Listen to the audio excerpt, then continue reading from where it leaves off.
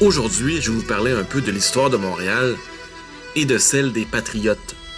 Ces Canadiens français qui se sont révoltés contre l'oppression anglaise au début du 19e siècle. Pardonnez-moi les quelques inexactitudes de cette vidéo. En fait, je ne vais pas vous parler de l'histoire des Patriotes en détail.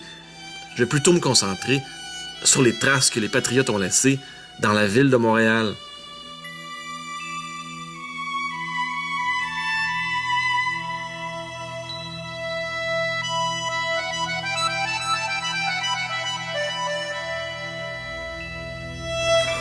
La maison, derrière moi, a été celle de Louis-Joseph Papineau pendant beaucoup de temps.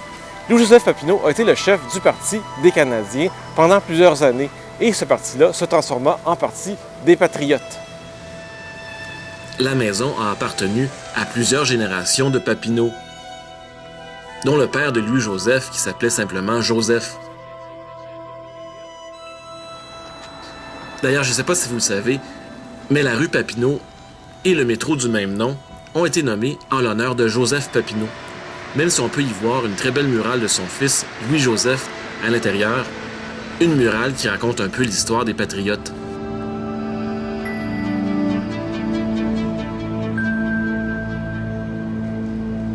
La maison Papineau a été la cible de plusieurs attaques du Doric Club, un groupe d'Anglais radical qui se révoltait à chaque fois que les Papineau proposaient des projets favorables aux Canadiens français.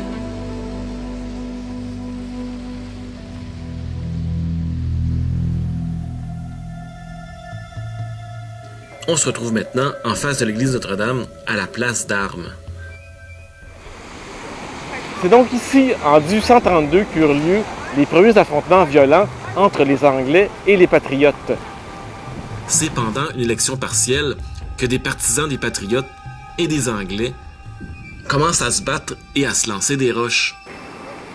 Alors c'est ici, sur la rue Saint-Jacques, que les émeutes ont dégénéré alors qu'on a fait appel à l'armée anglaise en support des Anglais. L'armée a tiré sur les partisans des Patriotes, ce qui a fait 3 morts, les 3 premiers martyrs patriotes du mouvement. Et la rue Saint-Jacques a été renommée pendant quelque temps la rue du Sang. 5000 personnes assistèrent à leurs funérailles à l'église Notre-Dame. Cette journée allait être très importante pour le futur des Patriotes. Aucune grosse bataille des Patriotes n'a eu lieu à Montréal. Elles ont plutôt eu lieu à Saint-Denis, à Saint-Charles et à Saint-Eustache.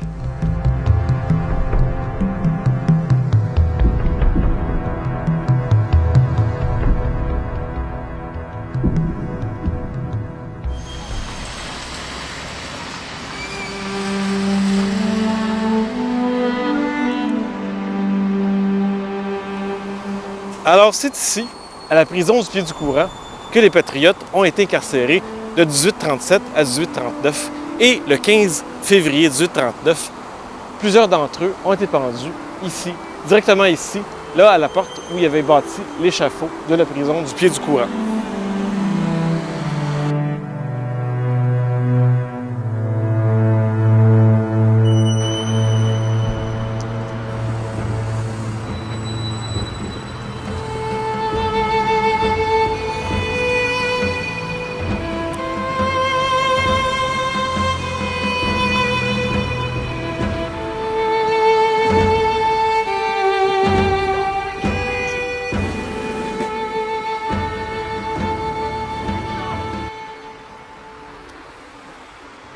La dernière chose qu'ont vu les Patriotes avant de mourir, c'est le fleuve.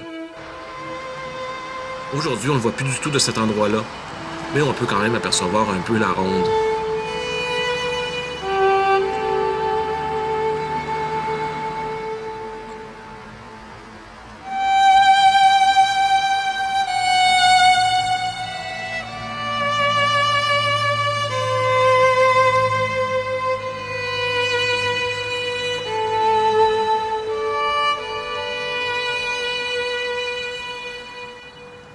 D'ailleurs, l'avenue de Lorimier, qui passe tout près, a été nommée en l'honneur de Chevalier de Lorimier, un des chefs patriotes qui a été pendu à la prison du Pied-du-Courant.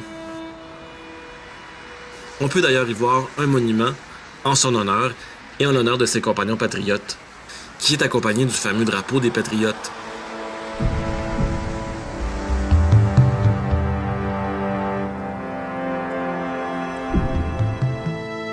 On termine cette vidéo au cimetière Notre-Dame-des-Neiges, là où il y a un monument en l'honneur des Patriotes. C'était le monument inaugural du cimetière. Il a été placé là en 1855.